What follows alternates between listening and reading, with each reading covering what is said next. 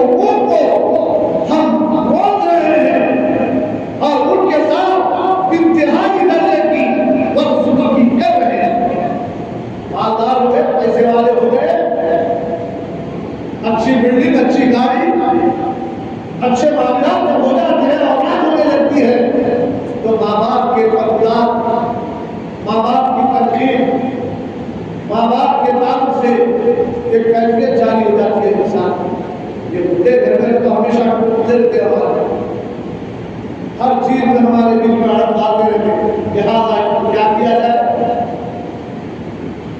Old age ہو، دنیا کمانے کا طریقہ شروع کری تو کچھ ایسا نافرمان اپنے ماں باپ کو لے جا کے خدمت سمجھنا، اولڈ ایج ہوم میں رکھ کے، اولڈ ایج ہوم میں رکھ کے یہ سمجھ رہا خدمت سمجھ رہا، میں ماں باپ کو 5,000 روپے دے رہا ہوں اولڈ ایج ہوم میں، خدمت سمجھ رہا ہے، خدمت نہیں ہے، اپنے سے جدا کر دیا، اپنے گھر سے جدا کر دیا، اپنے سے دور کر دیا ماں باپ، جبکہ حضور صلی اللہ علیہ وسلم نے فرمایا اللہ اکبر، ماں باپ کو دیکھنا عبادت فرمایا گیا، اور اب کیا کر رہی ہے قوم ہماری؟ جب تھوڑا مان آ گیا میرے پاس دیکھو جی بہن کے لیے رکھ دو، ایک بھائی کے لیے رکھ دو، اس کو بھی دے دیجیے خدمت کے لیے، کبھی کبھی کے لیے جا کے سلام کرے بیٹھے تھوڑی دیر نکل کے ختم، یہ خدمت ہے، ماں باپ کے ساتھ یہ سلوک ہے ہمارا۔ معزز سامعین، آپ اندازہ لگائیے ہم تو اپنے ماں باپ کے ساتھ جو ناروا سلوک کر رہے ہیں یہ کل اس کا اجر آنے والے ہیں۔ سامعین اکرام، ذرا ٹھنڈے دل سے سوچو کہ یہ والدین ہیں جنہوں نے ہمیں جنم دیا، پالا پوسا ہے، ہماری پرورش کی ہے، ان کے زیر سایہ ہم ان کی سرپرستی میں ہم جوان ہوئے، کیا یہ حقوق ہے کہ ماں باپ نے 9 ماہ طویل عرصے تک اپنے پیٹ میں رکھا، بوجھ کو سنبھالتی رہی، اور یہی ماں باپ ہیں جنہوں نے ہماری خاطر مصیبتیں جھیلی، ہر تکلیف کو سہا، اپنے آرام کو بالائے طاق رکھا۔ جب ہمیں بچپنے میں اگر کچھ ہو جاتا تو تکلیف سے دو چار ہو جاتے تھے، میرے بچے کو کیا ہو گیا، میری بچی کو کیا ہو گیا، سوئی نہیں، بے چین ہو جاتے، رات تمام نیند نہیں آتی ہے۔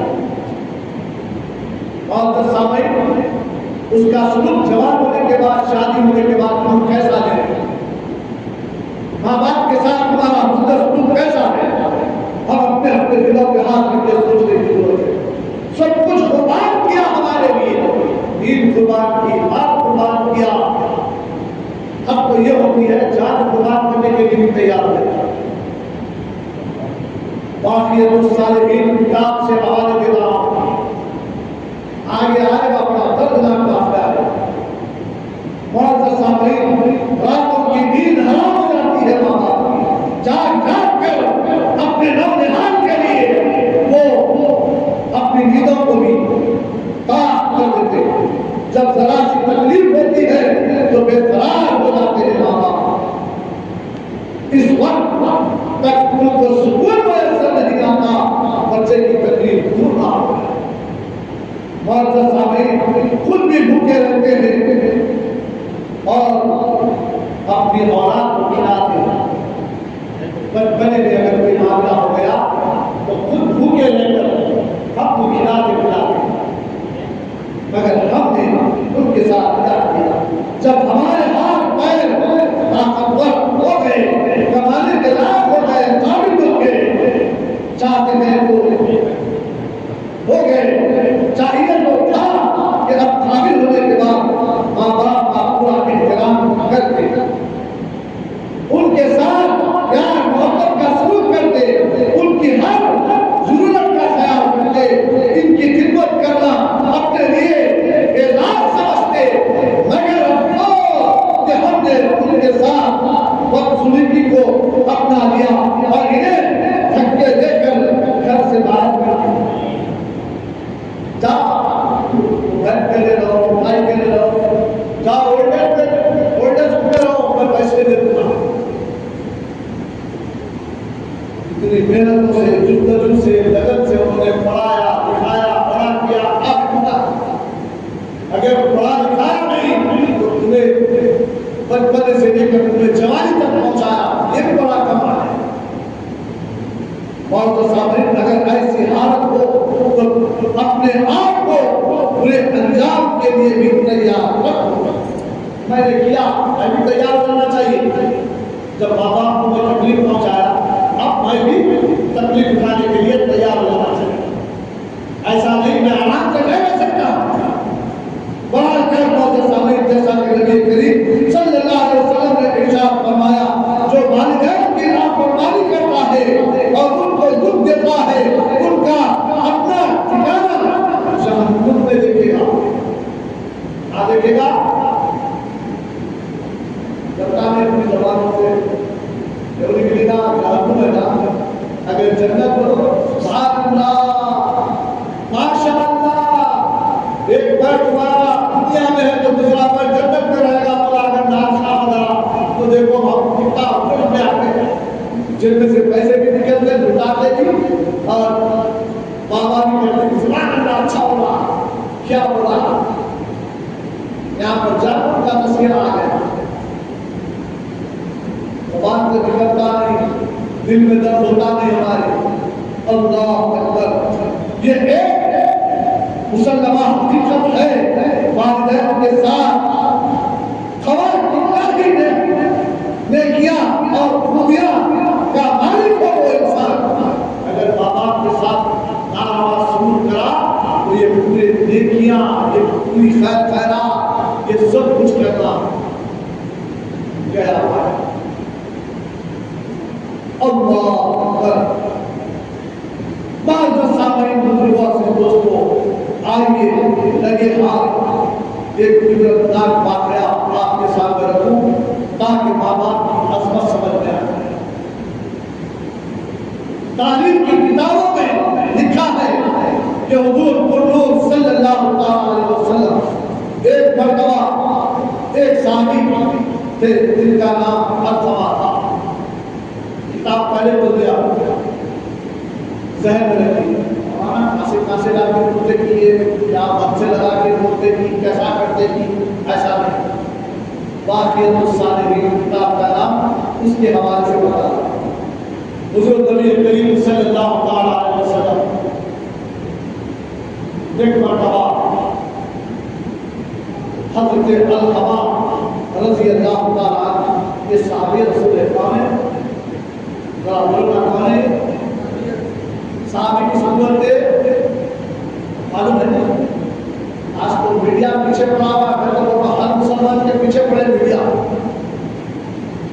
ہر ایک کے گھر میں جا کے پوچھے وہ ہے تو پوچھنا مسلمان سوال و جواب کرنا. مسلمان کو ایسے کہ کوئی پوچھنا. اللہ کرے میڈیا سب کے پیچھے پڑ جائے جیسا سب کے آنکھوں میں میڈیا ہے نا ایسا ہی میڈیا والے خود اس کے گھروں کے پیچھے پڑ جائے اس کے پیچھے پڑ جائے جا کے بھائی لگا دینا ہم کریں اور اس کو پوری میڈیا پہ بتانا. دنیا کا میڈیا اگر بتایا تو ایک ملک میں بتائے گا ایک خطے میں بتائے گا. ذہن رکھ لیجیے اللہ کا میڈیا ایسا ہے کہ حضرت آدم سے لے کے دنیا ختم ہونے تک میں مانتا ہوں ایسا نہیں ہے میں بات سیل کو دیکھ نہیں سکتا میں میڈیا کو دیکھ نہیں سکتا دنیا مگر کل حشر برپا ہوگا. آدم سے لے کے کہاں سے پہلے انسان آدم سے لے کے دنیا ختم ہونے تک پیدا ہونے والا حشر کے میدان میں ہماری کیفیتوں کو دیکھے گا. ایسا میڈیا آپ کے پاس ہے. دنیا کے میڈیا سے تو بچ سکتا ہے انسان مگر اللہ کے میڈیا سے کیا بچے گا.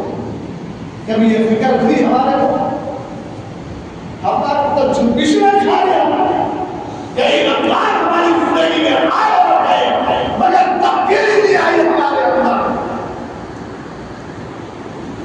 کئی حاکم قرآن ہم سنے مخررین سے خطبہ سے مگر تبدیلی نہیں آئی ہمارے اندر. وہی یہود و نصارہ کی حرکت وہی یہود و نصارہ کے کارنامے گھس کے ہمارے اندر چل رہا ہے. اس کو دور کرنے کے لیے خوف خدا پوری ہے. اے دنیا کے لوگوں اگر خوف خدا نہیں پیدا ہوتا ہے تو میں یہ سمجھتا ہوں تاکہ دنیا کے میڈیا والے ہمارے پیچھے پڑ جائیں. پوچھے پکڑ پکڑ کے پوچھے تم کون ہے؟ اب کیا بولتے تھے وہ مائک پہ؟ مسلمان دوسرے ہونے پھر اگر مسلمان ہے تو ہم سے وقت کی نماز پڑھتا، مسلمان ہے تو میرا ہونا ایسا کیوں ہے، مسلمان ہے تو ایسا کیوں ہے، پوچھنا میں تو بولوں اسی لیے بول رہا ہوں میرے بھائیوں کہ ہماری آخرت سمجھ آئے تاکہ ہم کتابیں لے کر علماء کے بیانات سن کر کم سے کم ہمارے اندر یہ ٹیلنٹ پیدا ہو جائے کہ دنیا والوں کو ہم اسلام کی افراد سے بتا۔ دنیا دیکھ رہی ہے، راہ دیکھ رہی ہے، امن کی راہ کو دیکھ رہی ہے۔ اگر امن کہیں ملتا ہے تو وہ قرآن بتا رہا ہے، ارے نہیں میرا باپ نہیں، میرا دادا نہیں، کوئی بادشاہ نہیں، کوئی منسٹر نہیں، رب فرما رہا ہے اگر امن لانا چاہتے ہو دنیا میں، دنیا کو امن کا گہوارہ بنانا چاہتے ہو، وَعَلَىٰ بِذِكْرِ اللَّهِ تَطْمَئِنُّ الْقُلُوبُ، صرف اللہ کے احکامات، اللہ کے ذکر سے ہی دنیا کو امن مل سکتا ہے۔ اور ہم چاہتے ہیں میں کہوں گا سکون گھر کے اب میں سیٹ پہ بیٹھ گیا ہوں، میں امن کر دوں گا، دیکھ رہے نا عالمی پیمانے پر امن کا گہوارہ کرنے والوں کا حال۔ میں جب آ جاؤں گا تو دنیا میں پوری جنگ و جلال کو دوں گا۔ سنے نہیں سنے میڈیا پہ، ارے کیا آپ نے میڈیا بولا ٹرمپ بولا نہیں بولا، آپ بولیں گے مولانا ہم لوگ پہ ٹھہر کے اس کا نام کہیں بولے۔ اسلام ہر ظالم پہ نظر رکھتا ہے، ہر ایک سے سن کر تربیت حاصل کرتا ہے اور اپنا مفہوم زمانے کے اوپر رکھتا ہے۔ اسلام آج سے 1400-1500 سال پہلے مسجد نبوی ساری دنیا کی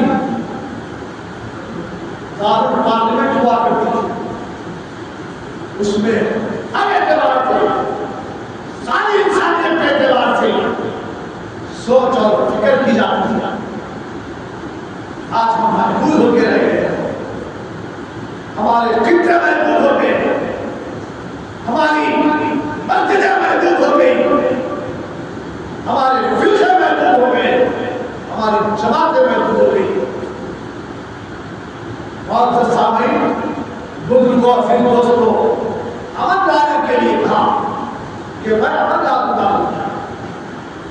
میں جنگ و جدال کو روک دوں گا، میں ایسا کر دوں گا۔ لوگوں نے اعتماد کیا اور کیا کر رہا ہے؟ حالت تو یہ ہے کہ پورے فلسطین بخاری کے دل پہ کھلا ہوا ہے، پورا فلسطین ڈسٹریبیوٹ ہو جائے، عرب کنٹریوں میں پہنچ جائے، جدھر بولے ادھر چلے جائے، کتنا مارا پیٹا ہوگا، ننھے ننھے بچوں کو، بوڑھوں کو، یہاں تو یہ ہے دواخانوں میں مریضوں کو تک نہ چھوڑا۔ اب کیا کر رہا ہے؟ دنیا امن کا پیغام دے کے بھی پھر سکتی ہے۔ میرا بتانے کا مقصد مدعا سمجھو آپ، دنیا جھوٹے وعدے کر کے دنیا والوں کے دماغ کو منتشر کر سکتی ہے، مگر میرا رب وعدہ کیا ہے تو اس کا پورا پورا معاملہ کر کے بتانا ہے۔ قرآن یہ اللہ کا کلام ہے، اس کلام میں یہ کہا گیا ہے اللہ بذکر اللہ تطمئن القلوب، اللہ کے ذکر سے ہی تمہارے دلوں کو سکون میسر آ سکتا ہے۔ دنیا کا کوئی انسان تمہیں سکون نہیں دے سکتا۔ انسان یہ سمجھ رہا ہے کہ میں خوب بینک بیلنس کر دوں گا تو سکون کی زندگی بسر کروں گا۔ انسان یہ سمجھ رہا ہے کہ اچھی بلڈنگ بنا دوں گا تو سکون میسر آ جائے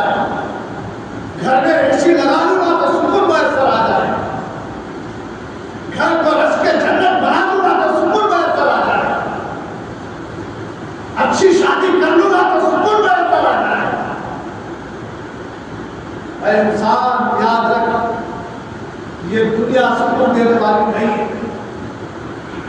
دنیا کا کارنامہ یہ عیش پرستی سکون دینے والی نہیں ہے، بلکہ اگر سکون ہے تو قرآن سے پوچھو اے قرآن سکون کیا ہے، تو قرآن مطالبہ کرے گا اللہ ذکر اللہ تطمئن القلوب، اللہ کے ذکر میں تم کو دلوں کا سکون مل سکتا ہے. معزز سامعین، اسی لیے تو حضرت ابراہیم علیہ السلام کو آگ میں پھینکا جاتا بڑے سکون سے کہہ رہے ہیں اللہ میرا مددگار ہے، اللہ میرا مددگار ہے. ذرا سکون سے کہہ رہے ہیں. ہر پیغمبر کے تعلق سے آپ دیکھیں گے کہ جب کبھی ان کے اوپر مصیبتیں آ پڑتی تھی تو اللہ کوئی آگیا. حضرت ایوب علیہ السلام کے پورے بلند کیڑے کھا رہے تھے. اب تو یہ تھی اللہ کے ذکر کی وجہ سے کیڑے آپ کے بدن سے نکل کے جاتے تھے تو آپ اس کیڑوں سے کہتے تھے تمہاری غذا کیا ہے، تم کدھر بھاگ رہے ہیں. اللہ اکبر. آپ اندازہ لگائیے کتنے مصیبتوں میں مبتلا ہونے کے باوجود اللہ کے ذکر کو چھوڑے نہیں تو اللہ نے پھر سے ان کو سہتے آگے تھا. حضرت یونس علیہ السلام ان کی زندگیاں ہیں ہمارے سامنے، باوجود ہم سکون تلاش کہاں کر رہے ہیں، کدھر کدھر کر رہے ہیں. ایک وفادار بیوی حضرت یوسف علیہ السلام کی آپ بتا رہے ہیں، وہ چار بیویاں تھیں، سب چھوڑ دی. ان کی بیماری کی وجہ سے ہر کوئی چھوڑ دیا. آپ بھی دیکھیے اگر ہمارے کردار میں فرق آ جائے، ہماری گفتار میں فرق آ جائے، ہماری کمائی میں فرق آ جائے تو ہماری بیوی ہمارے ساتھ کیسا پیار کرتی ہے، کیا کیفیت ہوتی ہے دیکھ لیجیے. دنیا کا ماحول ہے جس کے دل میں خوف خدا ہوتا ہے وہ ہمیشہ یہ سوچتی ہے. حضرت یوسف علیہ السلام کی ایک بیوی تھی خوف خدا میں زندگی بسر کرنے والی، ہمیشہ خوشی میں، غم میں، بیماری میں ان کا ساتھ دیتی رہی. اللہ نے اس کا تذکرہ قرآن میں کیا، ساری انسانیت کی رہبری کے لیے قیامت تک اس کے تذکرے کو بلند کر دیا. ایک وفادار بیوی اگر اپنے شوہر کے ساتھ وفاداری نبھاتی ہے تو وہ جنت خاتون جنت کے ساتھ اس کا حشر ہوتا ہے. ایک وفادار انسان اپنے رب کے ساتھ احکامات کے مطابق زندگی بسر کرتا ہے تو اس کا حشر اللہ کے پیارے بندے کہیں پیغمبروں کے ساتھ آیا، کہیں اولیاء کے ساتھ آیا تو کہیں صحابہ کے ساتھ اس کا حشر. بہت سامعین، بزرگوں عزیز دوستوں، بڑا کر میں بتا یہ رہا تھا حضرت علقمہ کے پاس حضور صلی اللہ علیہ وسلم ماں باپ کی فرما برداری، ماں باپ کے ساتھ حسن سلوک، ماں باپ کے ساتھ ناروا سلوک کرنے سے ہوتا کیا ہے، حسن سلوک سے ہوتا ہے. ارے ایک ماں باپ کے ساتھ اگر حسن سلوک کرا تو بندے کا مقام کیا سے کیا ہوتا ہے. اگر نبی کے ساتھ، قرآن کے ساتھ اگر حسن سلوک کیا تو سوچئے، فکر کیجیے. معزز سامعین، بڑھا کر حضرت علقمہ کے پاس حضور صلی اللہ علیہ وسلم نے چند صحابہ کو بھیجا، مزاج پرسی کے لیے بھیجا، کیفیت راضی کے لیے بھیجا. فرمایا گیا کسی بات میں جب بندہ شعبان کی 15ویں رات یا 15واں دن اب یہ دن مغرب تک کرتا ہے، اگرچہ دن کے دریچے میں اگر میری بات پہ بیٹھ جائے تو آپ بھی مریضوں کی عیادت کر لیا، اپنے ماں باپ کے ساتھ اچھا اس میں سلوک کر لیجیے، ماں باپ کے ساتھ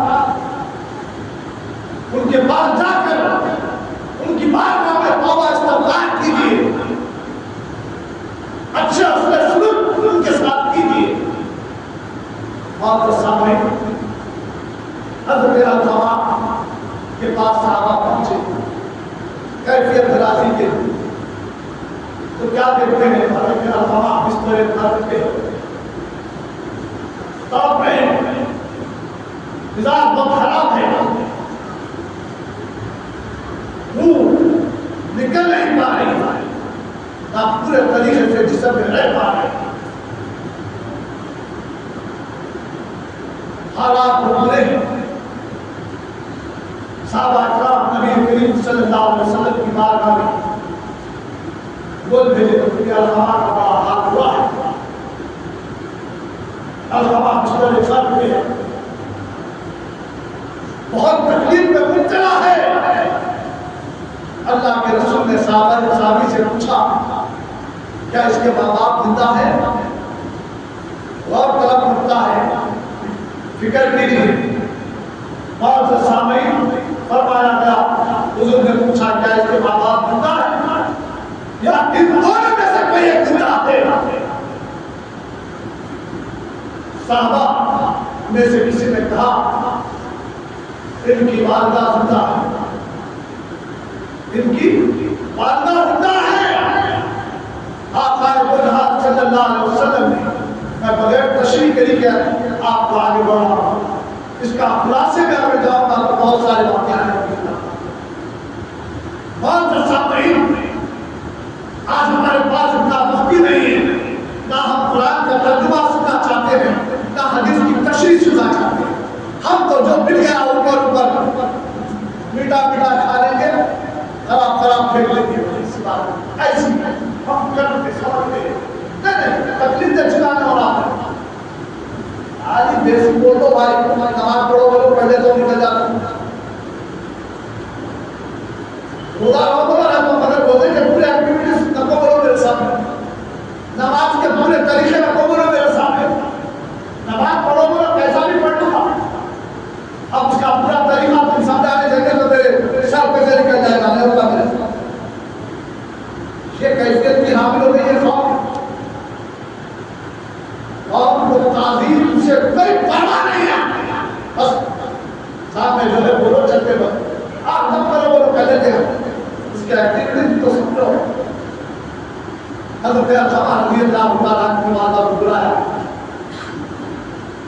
آنے کے بعد حضور صلی اللہ علیہ وسلم نے پوچھا میں بھائی تیرا بیٹا بڑی تکلیف میں مبتلا، بہت پریشان ہے، بستر درد پر ہے، بولے میں کیا کروں،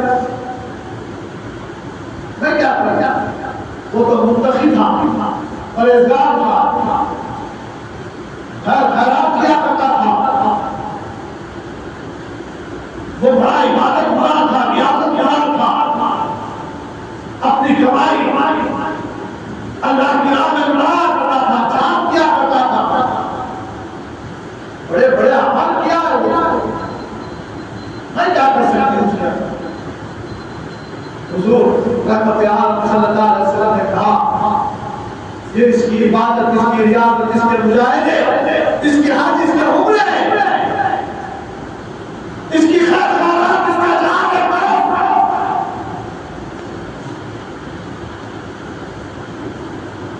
خدمت خلق میں جو بابا کا مقام رب نے کہا میری عبادت کے بعد اگر ایک ایمان والے کے لیے سب سے زیادہ شدت ضرورت ہے تو اس کے ماں باپ کی خدمت۔ آج حالات کیا ہے، ماں باپ کو چھوڑ کے کوئی کسی پیر کے پیچھے بھاگ رہا، کوئی کسی ملا کے پیچھے بھاگ رہا، انہیں میری زندگی بسر کر دے گا، انہیں میری زندگی میں خوشیاں لائے گا۔ ہر دن ہو نہیں سکتے، صحابہ کی عمل کیا تھا، اگر خوشیاں چاہتے ہو تو ماں باپ کو راضی کرو، دنیا میں بھی خوش رہو گے، آخرت کی منزلیں بھی خوشی کے ساتھ پار کرو گے۔ ماں باپ کو خوش رکھنے والا دنیا میں بھی خوش و خرم کی زندگی بسر کرے گا، آخرت کی زندگی بہت اچھی ہوگی۔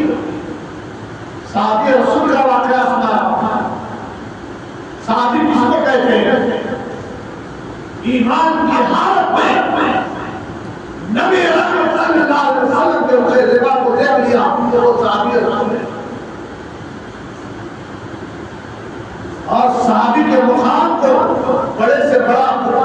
پرہیزگار، غوث، ابدال، قطب، یہ سب پہنچ نہیں سکتے۔ صحابی کا وہ مقام نبی کے بعد اگر کسی کا مقام ہے وہ صاحب کا مقام ہے۔ حضرت علقمہ صحابی رسول ہے، جس کو ہم پیرانے بھی بولتے نا، جس کا جھنڈا اپنے سروں پر لہراتے دیا، کبھی ہم نے ان کی ہسٹری نہیں پڑھی ہے۔ جھنڈا تو لہرانا آ گیا، کہیں زمین قبضہ کرنے کے لیے جھنڈا کھڑا کیا، تو کہیں بلیات سے پاک ہونے کے لیے اپنے گھر کے دروازے پر لٹکا دیا۔ مگر ان کا فرمان یاد دے رہا، انہوں نے کیا کہا کہ جو صحابی ہوتا ہے، صحابی جس گھوڑے پہ بیٹھتا ہے، اس گھوڑے کی نال گھوڑے کے اوپر میں ڈیزائن پر رکھی، اس کے اوپر میں صحابی کے اوپر میں گھوڑے کے اوپر کی دھول نہیں بول رہی، کہاں کی بول رہے؟ صحابی جس گھوڑے پہ بیٹھتا ہے اس کے نال کو دھول رہتی ہے، اس دھول کے برابر مجید فرماتا ہے۔ صحابی کا مقام، صحابی کے مقام کو سمجھو، پھر ماں باپ کے ادب کو سمجھو۔ علقمہ صحابی رسول ہے، پوچھا اللہ کے رسول نے، میری ماں واقعی یہ عبادت گزار تھا، مجاہدے کرتا تھا، ریاضت کرتا تھا، تعجب کرتا تھا، خیر خیرات کرتا تھا، جنگ و جدال میں جاتا تھا، دین کی آبیاری کرتا تھا، سب کچھ اپنی جگہ تھا، اگر تیرے ساتھ کیا رویہ تھا؟ کیا پوچھے؟ تیرے ساتھ کیا رویہ تھا؟ تو حضرت علقمہ کی والدہ نے کہا، کتنا کہا آپ سوچئے، اتنا کہا میں بولا، اب ہم کیا کیا کرتے ہیں پتہ ہے کیا کہا؟ علقمہ کی والدہ نے کہا، میرے اوپر اپنی زوجہ کو ترجیح دینا ہے۔ کیا بولے ان کے سامنے؟ کتنی بات بولے؟ اور فکر کرو ہم کیا کیا کر جاتے ہیں والدہ کو۔ یہاں پر رسول پاک صلی اللہ علیہ وسلم کو علقمہ کی ماں نے صرف اتنا ہی کہا کہ مجھ پر اپنی زوجہ کو ترجیح دینا ہے، بولنا ہی تھا۔ حضور صلی اللہ علیہ وسلم نے فرمایا کہ چلو علقمہ کے پاس، لے کے ان کی بات آپ علقمہ کے پاس پہنچے۔ علقمہ کی کیفیت دیکھ رہی ہے ماں، بستر پار کر تڑپ رہے ہیں، غذا کا عالم جاری ہو چکا ہے۔ اللہ سے حضور صلی اللہ علیہ وسلم فرماتے ہیں، اپنی زندگی میں وہ جرم بھی کیا تھا کہ معاف کر، میں نے اس سے ہو سکتا، اس نے اپنی بیوی کو ترجیح دینے کی وجہ سے میں گھر چھوڑ کے چلی گئی۔ ہم تو لے جا کر بولا نا آتی نا تو صاحب بول رہے اب بن رہے نا، بڑے آرے بن رہے، اولڈ ایج ذرا بولو نا، دیکھو نا پھر انگلش نہیں آتی جی بھائی، کیا بن رہے ہو؟ اولڈ ایج لوگ کیا ہوگا ہمارا جگہ پر اتنا زبردست اولڈ ایج ہوم ہے، میرے بابا کو 5,000 6,000 10,000 روپے دے کے میں تو خدمت سکتے ہیں۔